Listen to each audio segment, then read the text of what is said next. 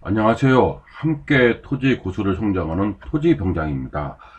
이번 시간에는 많은 분들이 이 농지 보전 부담금에 대해서 관심이 많은 것 같습니다. 농지 보전 부담금.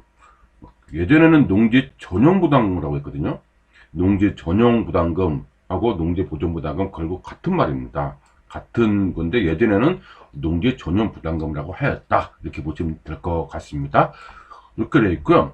이 농지 보전 부담금은 제가 이제 토지 실전반에서도 간단히 언급을 합니다. 간단히 언급을 하다 보니까 왜냐면 이거는 기본적으로 우리가 다른 내용에서도 알 수가 있는 내용이거든요. 그래서 계산하는 방법이라든지 산출식은 많이 알 수 있는데 그래서 제가 간단히 넘어가는데 간단히 넘어가다 보니까 그래도 모르시는 분이 있겠다 싶어서 농지 보전 부담금에 대해서 조금 더 깊게 좀 다뤄볼까 합니다. 그래서 농지 보존 부담금의 개념에 대해서 먼저 하고, 그 다음에 다음 시간에 한 4시간에 걸쳐서, 4번에 걸쳐서 이 개념 잡고, 그 다음 농업은 주택과 농지 보존 부담금은 어떻게 되는지, 그 다음에 또 주말 체험 영농 주택 있죠?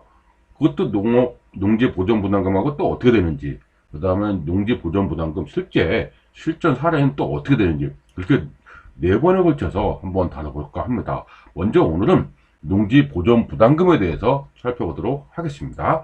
개념적으로 정리하면 뭐라고 되어 있냐면 사전을 찾아보니까 한정된 자원인 농지를 보존하고 관리, 조성하는 데 필요한 재원을 맞죠? 농지 개발하면은 또 농지 또 추가로 또 만들어야 되지 않습니까? 그러니까 관리하고 조성하고 그래서 이제 간척지 같은 데 조성하고 그 농지로 조성하는 데 필요한 재원을 확보하기 위해서 농지를 다른 용도로 전용하는 자에게 원인자 부담 성격의 경제적 부담을 주는 것을 말합니다.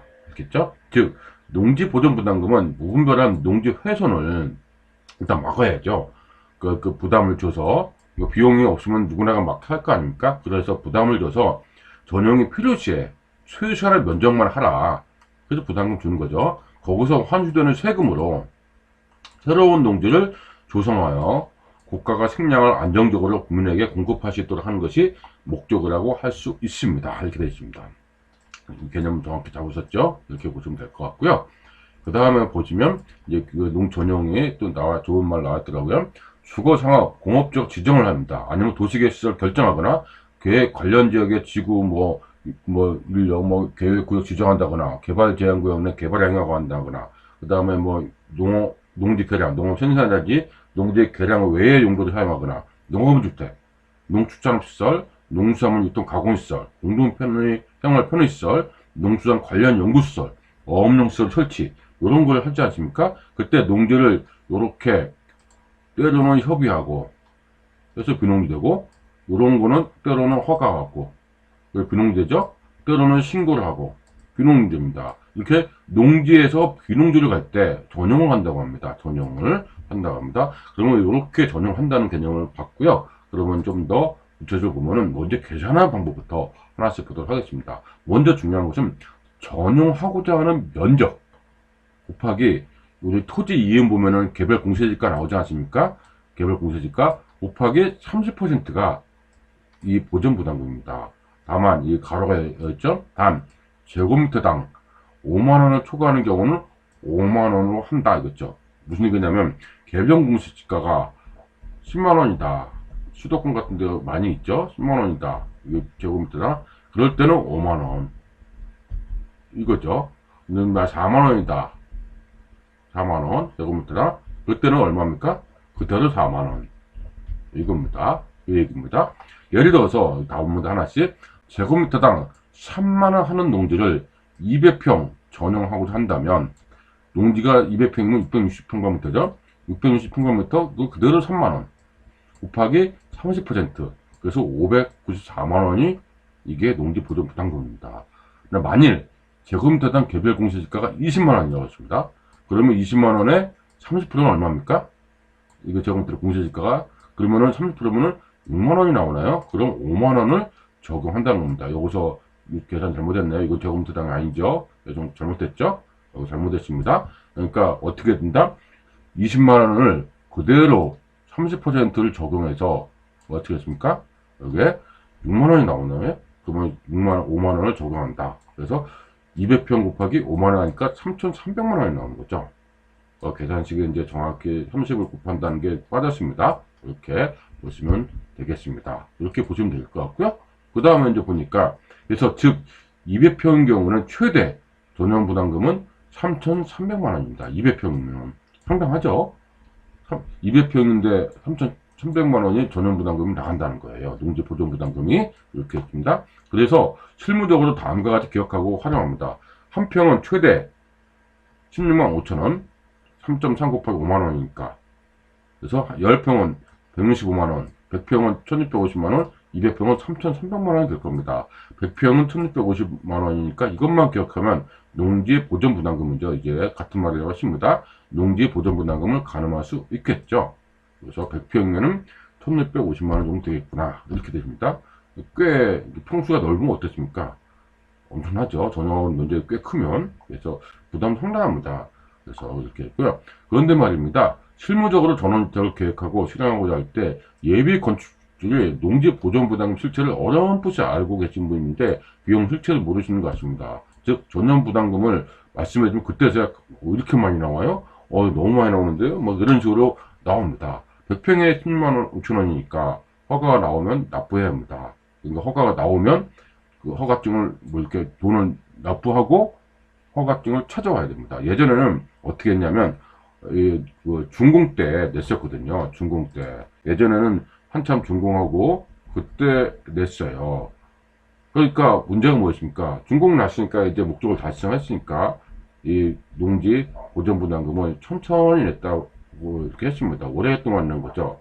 그러다 보니까 문제가 있다 보니까 이제 바뀌었어요. 어떻게 되냐면 건축 허가증 있죠? 허가 나왔습니다. 그러면 허가증이 있습니다. 그럼 요거를 뭐합니까? 허가증 받으려면 농지 보존 부담금 납부 영수증을 제출해야 허가증을 받을 수 있습니다. 바뀌었습니다. 그러니까 이제 무조건 내야 되겠죠? 하면 갑자기 머뭇거리고 생각 못했다는 분은 의외로 굉장히 많습니다. 비용이 몇천만 원 나오니까. 그래서 의외로 꽤 나오는 경우 있습니다. 이렇게 보시면 될 것 같고요. 그 다음에 이제 일반적인 절차로 제가 한번 말씀드렸습니다. 농지 전용 허가 신청서를 접수합니다. 그럼 검토 심사 후 허가 또 불허가가 나오겠죠.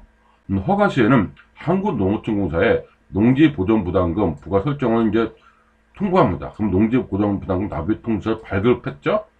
납부하고 농지 전용자에게 영수증 발급하면 영수증 제시하면 허가권 전에부터 건축 허가증 수령합니다. 그래서 이렇게 진행된다. 이렇게 보시면 되겠죠. 그래서 무조건 납부해야 허가증을 찾아올 수 있다 이 얘기입니다. 이렇게 진행됩니다. 이렇게 나와 있고요. 그럼 만일 납부하지 않으면 어떻게 됩니까? 허가가 당연히 취소되죠. 이거 전용 허가 취소입니다. 그래서 농지법 제 39조에 전용 허가 취소가 나오거든요. 이렇게 그래서 이렇게 보면은 쭉 보면은 뭐 간단하게 보면 농지 전용 허가, 그다음 농지의 타용 일시 사용 허가, 그다음에 농지 전용 신고, 그다음에 사용도 일시 사용 신고 한자가 다음 각 후에 어느 하나에 해당하면 정하는 바에 따라서 허가를 취소하거나 관계 공사에 중지를 하거나 조업에 정지를 하거나 사업금의 축소 또는 사업계획 변경 그 밖의 조치를 명할 수 있다. 다만 7호는 뭐예요? 무조건 취소해야 된다. 이렇게 나와 있습니다. 이렇게 보시면은 농림수산부 장관은 이렇게 해서 그대로 한 거죠. 이거 똑같이 되어 있습니다. 1번 이렇게 똑같이 되는데 이거 똑같네요. 제가 요게 언제 겁니까? 요게 이제 개정됐죠. 2017년 이렇게 바뀌었습니다. 이렇게 해서 이렇게 바뀌었습니다. 요게 보면은 이렇게 똑같은 내용이 있습니다. 이거는 제가 삭제 안 하고 예전 거라 그대로 놔뒀네요. 이렇게 2024년 12월에 되십니다. 이렇게 1월 2일 날 되어 있다. 이렇게 보시면 되겠네요. 이렇게 있고요. 허가 취소해야 된다. 이렇게 나와 있습니다. 그럼 뭐가 있냐면 어떤 게 있냐면 당연히 거짓이나 그 밖에 부정한 방법으로 허가 그 취소죠. 허가 목적 위반 이렇게 있죠. 그 다음에 여기서 보니까 4번에 보니까 정당한 사유 없이 최초로 허가를 받거나 신고한 날로부터 그러니까 이게 새롭게 요게 개정됐지 않습니까? 요게 이 파란 게 들어갔습니다. 그전에 이게 없었어요. 그전에는 어떻게 되셨냐면 정당한 사유 없이 2년 이상 대지의 도성 시설물 설치도 이하 이렇게 돼 있었어요. 근데 이렇게 애매하죠. 2년이 기준이 없지 않습니까? 기준이 없다 보니까 늘 다툼이 될 수도 있었어요. 그래서 요거를 넣었습니다. 최초를 허가를 받거나 신고한 날부터 기준이 명확해졌죠. 2년 이상 대지의 조성, 시설물 설치, 농지 전용 목적 사업에 착수하지 아니하거나 농지 전용 목적 사업에 착수한 후 1년 이상 공사를 중단한 경우에는 허가를 취소해야 된다입니다. 농지 우리가 말씀드린 건 요거죠. 농지 보존 부담금을 내지 않은 것은 허가를 당연히 취소가 되는 게 맞죠. 내지 않으시면 허가증 발급이 안 되니까 취소하는 게 맞겠죠. 계속 안 내면 이렇게 되는 겁니다. 이렇게 이해됐고요. 이렇게 보면 그 다음에 이제 7번에 보니까 허가를 받은 자가 관계공사의 중지 또는 이제 본문에 따른 이 본문 요것 따른 조치 명령을 계속 위반하는 거예요. 그런 경우는 뭐라고 했습니까? 무조건 취소입니다. 이거는 뭡니까? 어떤 그 조치 명령을 하겠죠. 조치 명령을 하는데 이거를 이제 위반한 거예요. 말 안 되는 거죠. 그럼 무조건 취소 사유다 이겁니다. 청문을 열든 조치 명령을 하든 다양하게 의견을 묻습니다. 왜 이런 거 조치하라 이렇게 명령을 하죠. 아니면 돈을 내라, 뭐 납부하지 마, 왜 안 내냐, 그 다음에 왜 착수하지 않냐, 뭐 이런 여러 가지 이유가 있을 거 아니에요. 한 번은 묻습니다. 몇 번. 근데도 이제 안 하면 강제 취소 사유다. 이 얘기를 이렇게 보시면 될 것 같습니다. 이렇게 보시면 되고요. 그 다음에 쭉 내용을 보시면 되겠죠. 그래서 요청받은 허가 취소해야 된다 이렇게 나와 있습니다. 그래서 영차 정리까지 하십니다. 중요합니다. 그러면 이제 농지 전용 허가 취소된다면은 납부한 농지 보전 부담은 어떻게 될까요? 이 내용까지 알아야 되겠죠. 농지 전용 허가를 받았는데 취소됐어요. 그러니까 이미 납부했지 않습니까? 근데 취소가 됐어. 그럴 때는 농지법 38조에 의하면 농지관리기금을 운영 관리하는 자는 다음 각후의 어느 하나에 해당하는 경우 대통령령을 정하는 바에 따라 그에 상당하는 농지 보전 부담금을 환급하여야 한다고 했죠. 이거 강제 저항이죠. 강제 하실 때가 아니라 하여야 한다고 되십니다. 그럼 뭡니까? 농지 보전 부담금을 낸 자의 허가가 39조에 따라 취소된 경우, 그 다음 사업계획이 변경된 경우, 그 다음에 농지 부담금을 납부했는데 여차여차해서 허가를 받지 못한 경우, 그 다음에 그에 이제 준하는 경우로 전용하는 농지의 면적이 당초보다 줄어든 경우는 일부 환급을 해야 되겠죠. 정산을 해야 되겠죠. 그래서 허가가 취소된 경우는 뭐라 할까, 농지 보전 부담금을 환급을 해줍니다. 그래서 농지 부담금을 해야 된다 이겠습니다. 결론적으로 말씀드리면 취소되면은 환급 대상이고 전용 면적을 두어두면 정산해 준다는 얘기입니다. 그러니까 일단 납부해도 큰 문제는 되지 않겠죠. 문제는 뭡니까? 비용이 상당합니다. 200평이면은 수도권 같은 경우는 3,300이라고 했습니다. 1,600. 그래서 제가 누차로 어떻게 얘기하냐면 이 농지가 있으면 그러니까 뭐 1,000평이다. 이렇게 1,000평이다. 이거를 무조건적으로 전용하는 게 아니라 필요한 부분만 잘라서 이렇게 잘라서 해도 이렇게 목적만 달성하고, 그러니까 예를 들어서 여기다 농업은 주택을 짓는다. 요것만, 농업은 주택은 뭐 농지 보전부담 없지만 이렇게 만약에 어떤 목적의 시설이 있지 않습니까? 근데 그런 것만 할 때에 이게 필요한 면적만 먼저 차근차근 하는 게 좋습니다. 처음부터 전체다 하는 경우는 특수하게 개발하거나 뭐 그런 전체를 꼭 개발하는 사유가 있으면 해야 되겠지만, 그게 아니라면 이 목적을 달성할 정도로 차근차근 하는 것이 오히려 실익이 있습니다. 이렇게 이걸 한번 전용하면 목적을 허가를 받은 대로 준공 났어요. 그럼 그때는 농지 보전부담금 환수가 없거든요. 그러니까 이거 취소가 되거나 변경이나 이런 경우가 되는 거지, 한번 되고 난 다음에 나 다시 할래요 이러면 없다는 거죠. 그래서 이런 경우 같은 경우는 충분히 목적을 할 수 있는지 달성할 수 있는지 이런 내용을 검토한 다음에 농지 전용을 해야 된다 이 얘기입니다. 그렇죠? 그래서 오늘 이 시간은 어떤 내용을 했냐면 이제 농지 보존 부담금에 계산하는 방법을 했고요. 그 다음에 허가 취소 사유, 그렇죠? 이런 거 취소 사유, 그 다음에 이제 취소 허가를 받았는데 이미 납부한 거 보존 부담은 어떻게 되는지 이런 기본적인 내용을 가지고 먼저 살펴봤습니다. 그래서 개념을 잘 이해하시면은 도움이 되겠죠. 그래서 이렇게 했는데 우리가 많은 예전에 있는 분들 많이 생각하는 것이 이 부분은 우리가 아직도 많은 분들이 잘못 알고 계신 분 꽤 많습니다. 무슨 얘기냐면 준공나면 그때 납부해야 된다. 이렇게 바뀐 지가 꽤 됐는데 아직도 그렇게 알고 계신 분이 의외로 많습니다. 이거 허가증 받을 때 허가증 받을 때 이 보전부담금을 납부를 해야 됩니다. 그래야 허가증 찾아옵니다. 근데 이게 납부를 했는데 그때 허가가 뭐 여러 가지 사유가 있겠죠. 허가가 취소됐다. 그러면 다시 돌려줍니다.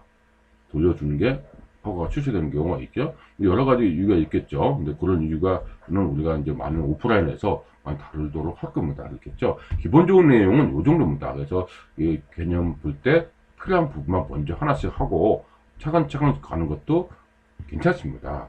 이렇게 농지를 활용하면은 뭐 다른 용도를 쓸 수 있지 않습니까? 연금이라든지 아니면 개발할 때 보전 부담금을 다음 시간에 얘기하겠지만 감면이라든지 면제가 되는 걸로 검토한 다음에 진행하는 것도 나쁘지 않습니다. 이렇게 하나씩 접근하면 좋을 것 같습니다. 이렇게 정리하도록 하고요. 다음 시간에 이제 농업주택이라든지 뭐 다른 주말 체험 영농주택이라든지 이런 부분에 대해서 살펴보도록 하고 이번 시간에 오늘은 이렇게 해서 농지 보전 부담금의 기본적인 내용을 가지고 한번 정리해봤습니다. 그럼 다음 시간에 또 뵙도록 하겠습니다.